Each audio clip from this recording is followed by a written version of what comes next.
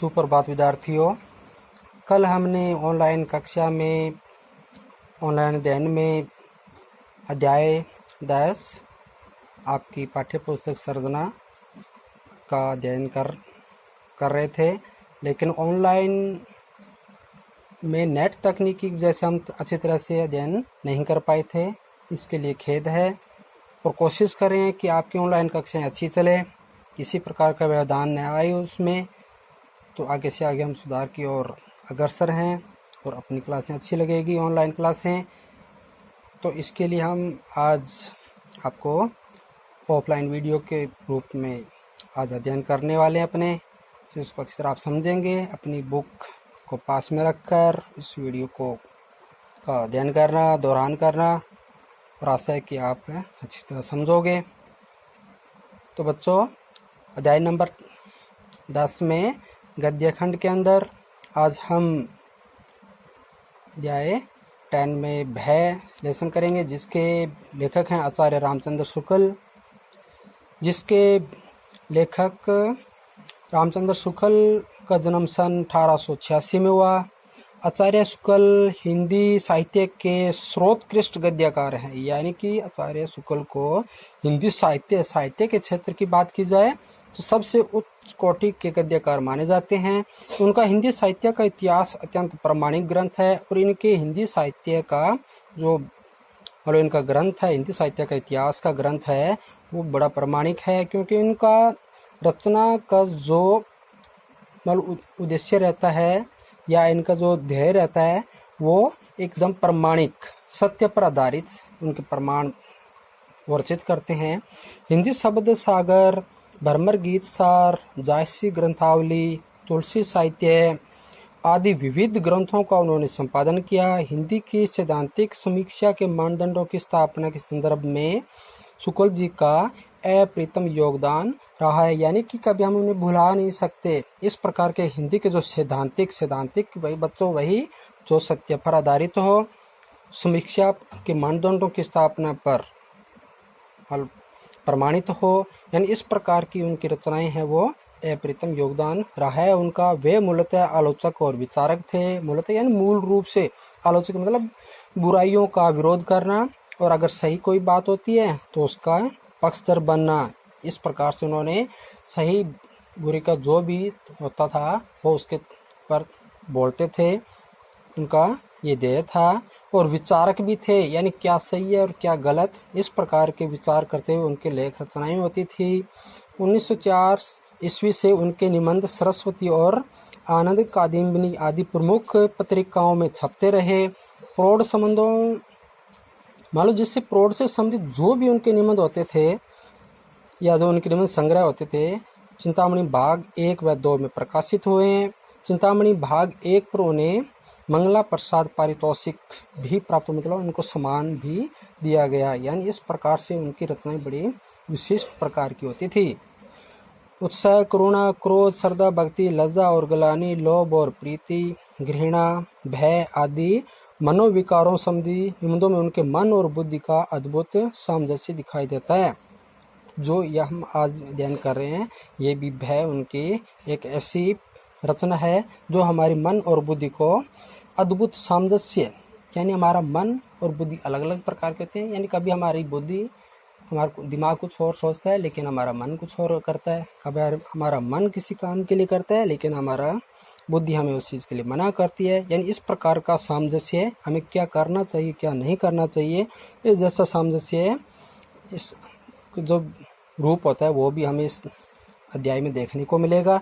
इन निबंधों के माध्यम से शुक्ल जी ने लोक की विविध परिस्थितियों के आचार व्यवहार, आचार कहते हैं नियम कानून, और व्यवहार है यानी हमारे जीने का तरीका, हमारा जो सभ्य तरीका होता है जीने का, उसमें हमारा हम क्या क्या करते हैं, कौन सी नियम कानूनों का पालन करते हुए, यानी समाज में रहते हुए हमें क्या करना चाहिए क्या नहीं करना चाहिए। इस प्रकार के जो हमारे नियम कानून बने होते हैं, समाज का जो एक दायरा होता है, व्यवहार होता है हमारा, तथा अनेक संघर्षों के बीच पड़े हुए मन की व्याख्या की है। यानी इस प्रकार से हम समाज में कभी कभी ऐसी स्थिति आ जाती है, उसमें हम क्या करें क्या नहीं करें, ऐसे ओहापोस में फंस जाते हैं, उस समय हमारा मन और बुद्धि संघर्ष करने लगते हैं कि हमें क्या नहीं करना चाहिए, क्या नहीं करना चाहिए।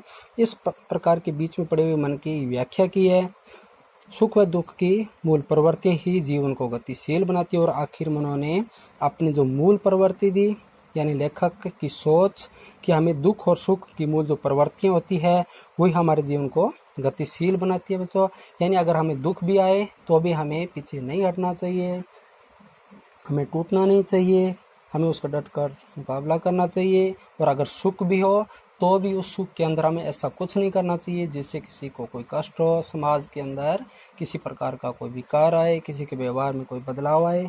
तो हमें सुख और दुख में मूल प्रवृत्ति रूपी ही जीवन को हमें आगे की तरफ गतिशील बनाती है या आगे की तरफ हमें बढ़ने के लिए प्रेरित करती है। तो बच्चों, ये लेखक आचार्य रामचंद्र शुक्ल के द्वारा ये प्रेरणा रूपी। और अब हम इस अध्याय के अंदर देखते हैं कि उनकी रचना किस प्रकार से हमें प्रेरित कर रही है। भय नामक मनोविकार दुखांतक संवर्ग का भाव है। यानी भय नामक जो ये उनकी लेख है, उनका जो निबंध है, जिसमें मनोविकार यानी मन में उत्पन्न विकार यानी मन के अंदर ऐसे विचार आ जाते हैं जो हमें नहीं समझ में आते भी हमें क्या करना चाहिए, क्या नहीं करना चाहिए। कभी कभी ऐसी स्थिति बन जाती है जो हमें नहीं समझ में आती कि हमें उस पर क्या करना चाहिए, क्या नहीं करना चाहिए। ऐसे दुखात्मक संवर्ग का भाव है। यानी कि कोई भी अगर मन में इस प्रकार का अगर भाव पैदा होता है तो हमें वो दुख प्रदान करने वाला होता है। हम नहीं समझ पाते हमें क्या करना चाहिए, क्या नहीं करना चाहिए, कैसे कदम उठाने चाहिए। मनुष्य जीवन में प्राणी जगत की सत्ता में सुख और दुख मूल आधार है। तो यहाँ पर लेखक कहते हैं कि जो मनुष्य है, अगर उससे जीवन की बात की जाए, इस संसार की बात की जाए, इस सत्ता रूपी संसार की बात की जाए, तो इसमें सुख और दुख मूल आधार है। यानी सुख दुख आते जाते हैं, सुख के बाद दुख, दुख के बाद सुख, ऐसी निरंतर चलने वाली क्रियाएं हैं, मूल प्रवृत्ति है।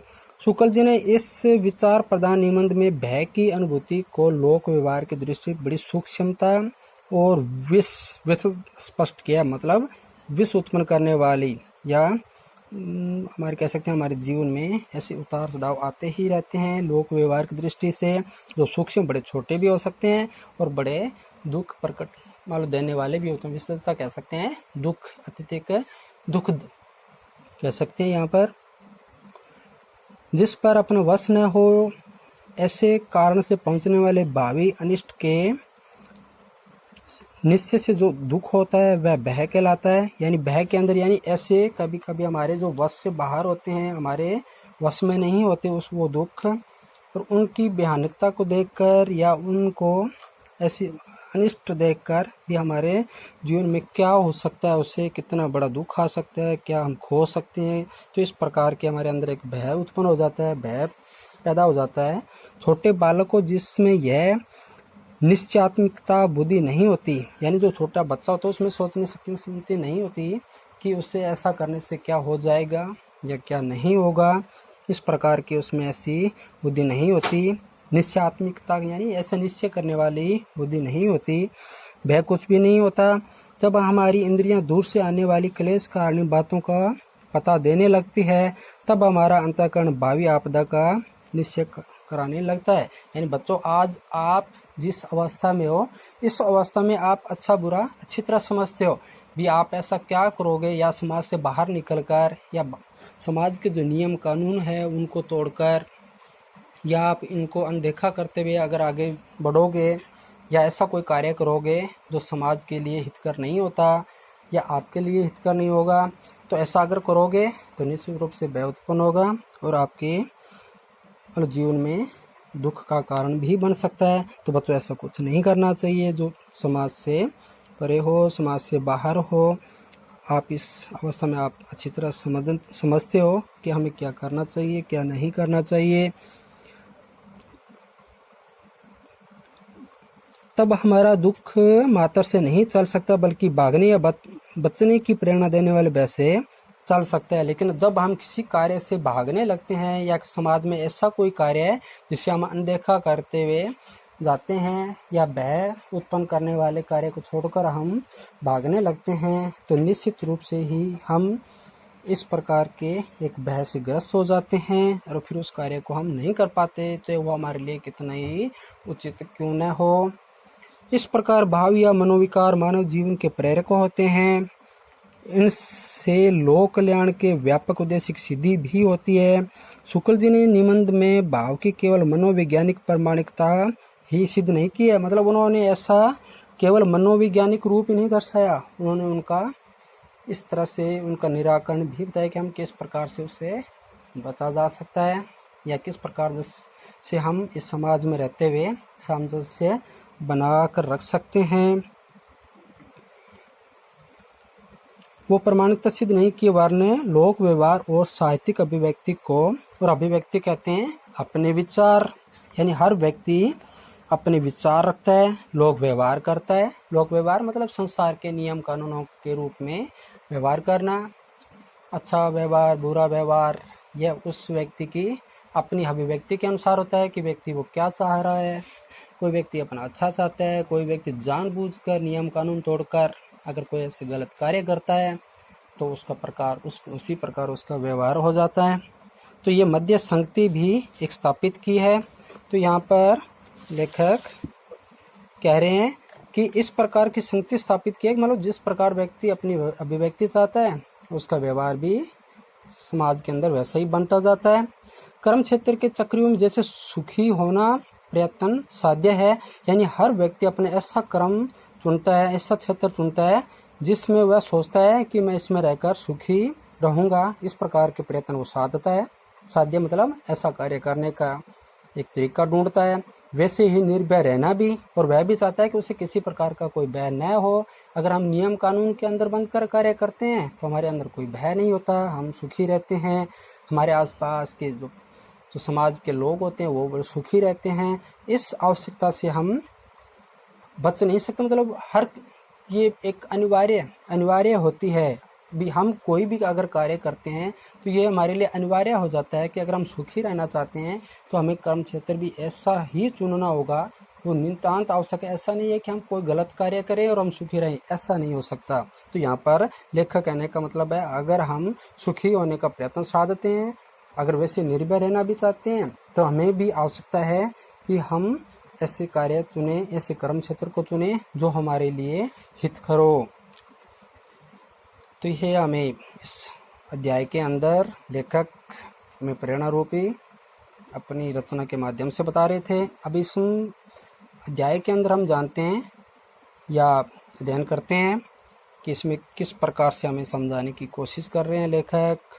किसी आती हुई आपदा की भावना या दुख के कारण के साक्षात्कार कहते हैं इंटरव्यू, यानी आमने सामने प्रत्यक्ष रूप से हमें उसका आभास होता है या जानते हैं कि जो एक प्रकार का आवेगपूर्ण अथवा स्तंभ कारक, यानी आवेगपूर्ण यानी एक आवेश में आना, यानी हमारे विचार उत्पन्न होना, और स्तंभ कारक कहते हैं एक स्तंभ, एक पोल के समान ठहरे हुए मनोविकार होता है, उसी को हम भय कहते हैं। यानी एक मन के अंदर एक ऐसी गहराई या एक ऐसी बात जो मन में गहरा जाती है कि ये मेरे लिए उचित नहीं है, या मैंने ऐसा कुछ कर दिया जो मेरे लिए आगे अनहितकर होगा, मतलब मेरे लिए सही नहीं होगा। इस प्रकार के जो भाव आ जाते हैं अपने मन में या ऐसे आवेगपूर्ण उत्पन्न होने लगते हैं तो हम उसे भय कहते हैं। क्रोध दुख के कारण पर प्रभाव डालने के लिए आकुल करता है, यानी क्रोध एक ऐसा है जो हमें नहीं चाहते, और अगर ऐसा कुछ होता है या हम ऐसा कुछ कर जाते हैं जो समाज के लिए हितकर नहीं होता, समाज के लिए सही नहीं होता, तो हमें स्वाभाविक रूप से क्रोध आने लगता है, और क्रोध ही दुख का सबसे बड़ा कारण बनता है। स्वरूप बोध जो होना चाहिए वो नहीं हो पाता, यानी कहने का मतलब है क्रोध दुख के कारण स्वरूप बोध के बिना नहीं होता। यानी कि क्रोध जब तक हम उस चीज को नहीं समझ पाते या समझ में नहीं आता तब तक तो क्रोध नहीं आता, लेकिन जब हमें ये पता चल जाता है हमने क्या सही किया क्या गलत किया, अगर सही होता है तो हम बड़े सुखी होते हैं, संतुष्ट होते हैं। अगर वही कार्य हमारे लिए सही नहीं होता या हम जो चाहते हैं वैसा नहीं होता या समाज के रूप में सही नहीं होता तो हम उसके क्रोध स्वाभाविक रूप से आने लग जाता है। यदि दुख का कारण चेतन होगा या समझा जाएगा कि उसने जानबूझकर दुख पहुंचाया है तभी क्रोध होगा। पर भय के लिए कारण का निर्दिष्ट होना जरूरी नहीं, मतलब भय के लिए कारण निर्दिष्ट नहीं होता। कभी कभी ऐसा भी होता है जो हम नहीं चाहते, या हमारे उसमें कोई कारण नहीं होता, या हमारी वजह से ऐसा कोई कार्य नहीं होता जो हमने कुछ गलत सही किया हो। कुछ ऐसे होते हैं जो एक कारण ही हमारे लिए भय का कारण बन जाते हैं। इतना भर मालूम होना चाहिए कि दुख या हानि पहुंचेगी, मतलब मनुष्य को इतना ज्ञान होना चाहिए कि वो क्या गलत कर रहा है, क्या सही कर रहा है, उसके ऐसा कार्य करने से क्या हो जाएगा, क्या दुख होगा, हानि होगी, लाभ होगा, या किसी को कष्ट होगा। तो हमें इस स्वरूप को अवश्य ही जानना चाहिए। यदि कोई ज्योतिषी किसी गंवार से कहे कि कल तुम्हारे हाथ पांव टूट जाएंगे, गंवार मतलब ऐसा अनपढ़ जिसे इस संसार की मान लो कह सकते हैं, जो व्यवहारिक लोग व्यवहार होते हैं उनका ज्ञान नहीं होता उसे इतना ज़्यादा कि वो उस बात को समझ के, तो यहाँ ज्योतिषी अगर कह दे किसी गंवार को कि कल तुम्हारे हाथ पांव टूट जाएंगे, तो उसे क्रोध न आएगा और भय होगा। मतलब वो नहीं जान पाएगा कि क्यों टूट जाएगा। अगर वो ऐसा कोई कार्य करेगा ही नहीं कि उसके हाथ पैर टूट जाएंगे, तो उसे क्रोध न आकर भय होगा। अगर पढ़ा लिखा व्यक्ति होता है, समझदार होता है, और वो ज्योतिष उसे एक धार्मिक मतलब अंधविश्वास में डालकर उससे इसी प्रकार से कहेगा किसी पढ़े लिखे व्यक्ति, तो वह उससे तुरंत उसे गुस्सा आएगा, भाई कैसे टूट जाएगा, मैं ऐसा कोई कार्य करूंगा ही नहीं, भाई ऐसा क्यों टूट जाएगा, क्यों होगा ऐसा, उसे उस पर गुस्सा आएगा। और अगर एक अनपढ़ व्यक्ति, एक नासमझ व्यक्ति इस प्रकार से अगर अंधविश्वास में पढ़कर अगर उसको व्यक्ति को मान लो उस ज्योतिषी की बात को सत्य मान लेता है, तो उसे भय उत्पन्न होगा। पर उसी से यदि कोई दूसरा आकर कहे कि कल अमुक अमुक तुम्हारे हाथ पैर तोड़ देंगे, मतलब ऐसा कोई व्यक्ति या वो व्यक्ति तुम्हारे हाथ पैर तोड़ देगा, तो वह तुरंत थ्योरी बदल कर कहेगा कि कौन है। यानी ज्योतिष अगर कहेगा तो वो निश्चित रूप से सोचेगा, हाँ ये जो कह रहा है ये सही कह रहा है, ये धार्मिक मालूम व्यक्ति है, ये सोच कह रहा है, ये भगवान स्वरूप व्यक्ति है, निश्चित रूप से इसको पता चला है, वो उसकी बात पर विश्वास करेगा। और लेकिन अगर ऐसा वैसा कोई व्यक्ति आके कह देगा जो वह उसे नहीं जानता या वह उसे उस प्रकार का नहीं मानता, तो वह अपनी थ्योरी बदल लेगा, मतलब अपने कहने का तरीका वो बदलेगा और कहेगा कौन है हाथ पैर तोड़ने वाले, देख लूंगा। मतलब उसमें उस प्रकार का भाव बदल जाएगा। यानी कि वह एक विश्वास और अविश्वास के रूप में, अगर वो विश्वास करता है किसी पे, तो उसकी बात को जो कुछ भी वो कह दे मानेगा। अगर वो ऐसा कोई व्यक्ति जो उस पर विश्वास नहीं करता, चाहे वो कितने सत्य क्यों न कहे, लेकिन वह उसकी बात को नहीं मानेगा, तो वही उसके लिए दुख और सुख का कारण बन जाता है, जिस स्वरूप का उसे ज्ञान नहीं होता या जिस पर वो विश्वास नहीं करता। तो इस प्रकार से हमारे लिए समाज के अंदर दुख और सुख या दुख के कारण बन जाते हैं। भय का विषय दो रूप में सामने आता है, असाध्य रूप में और एक साध्य रूप में। असाध्य रूप में वो होता है जो हमें कोई भी हमारा साधने वाला नहीं होता या उस कार्य को हमारे लिए कोई महत्व नहीं रखता, और एक साध्य रूप होता है जिससे हमें हर कार्य को साधने में मतलब आगे बढ़ाता है। यानी कोई भी ऐसी कार्य और उस व्यक्ति के बीच में वो कड़ी जो हमें किसी कार्य की तरफ प्रेरित करती है या उसे पूर्ण करने में एक साधन की भूमिका निभाती है, वो हमारे लिए साध्य रूप होगा। ऐसा साध्य विषय वह है जिसका किसी प्रयत्न द्वारा निवारण असंभव हो या असंभव समझ पड़े। यानी ऐसा कोई साधन जिसका प्रयत्न द्वारा निवारण असंभव हो जाए, यानी उसका कोई कारण ही मतलब साध्य ही न हो या साधने वाला न हो उस कार्य को, तो वह हमारे लिए असाध्य हो जाएगा। और साध्य विषय वह है जो प्रयत्न द्वारा दूर किया जा सकता हो। दो मनुष्य एक पहाड़ी नदी के किनारे बैठे, तो यहाँ पर लेखक एक उदाहरण के द्वारा, एक एग्जाम्पल के द्वारा हमें समझाने की कोशिश कह रहे हैं कि दो मनुष्य एक पहाड़ी नदी के किनारे बैठे या आनंद से बातचीत करते चले जा रहे थे। इतने में सामने से भोर की, तो बेटा यहाँ पे है ना, ये थोड़ा गलत दिया हुआ है, शायद शेर होगा। इतने में सामने से शेर की दहाड़ सुनाई पड़ी।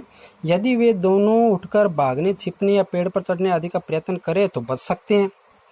तो यहाँ पर कह सकते हैं कि एक असाध्य, ये तो मान लो साध्य के रूप में हो सकता है कि अगर शेर की दहाड़ उनको सुनाई दी, अगर वो उठकर भागने लगेंगे, छिपने की कोशिश करेंगे या पेड़ पर चढ़ने की कोशिश करेंगे तो बच सकते हैं। और विषय के साध्य या असाध्य होने की धारणा परिस्थिति की विशेषता के अनुरूप होती है। अगर मान लो उनके लिए असाध्य तब हो जाएगा जब उनके लिए कोई साधन नहीं होगा, वो छिपने की जगह नहीं होगी, कोई पेड़ नहीं होगा, या वो पेड़ पर चढ़ना नहीं जानते होंगे, यानी उनका जो साध्य यानी वो बचने का जो उनके बीच का जो साधन है वो अगर उनके लिए नहीं बन पाता तो वो असाध्य हो जाएगा। अगर वही बात उनके लिए अगर कोई पेड़ मिल जाए, छिपने की जगह मिल जाए, कोई गुफा मिल जाए जिसमें वो अंदर जाकर पत्थर से बचे जा सकते हैं, छुप सकते हैं, संकट से गंदा कर बच सकते हैं, तो उनके लिए वो साध्य हो जाएगा। यानी इस प्रकार की परिस्थिति निर्भर करती है, यानी परिस्थिति के अनुसार ही ये सब कुछ होता है।